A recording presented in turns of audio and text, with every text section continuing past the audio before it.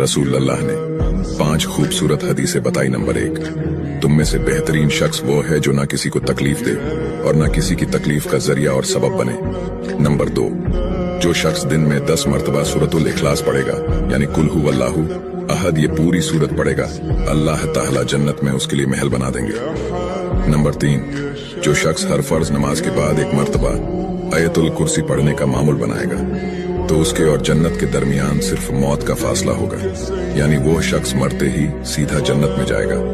Number 5, जो शख्स घर से निकलते वक्त ये दुआ पढ़ेगा, बिस्मिल्लाहि तवक्कलतु अला अल्लाह ला हौला वला कुव्वता इल्ला बिल्लाह, तो अल्लाह ताला शैतान के शर से उसकी हिफाजत फरमा देता है और जिस काम को वो निकला अल्लाह ताला उसमें आसानी पैदा फरमा देता है।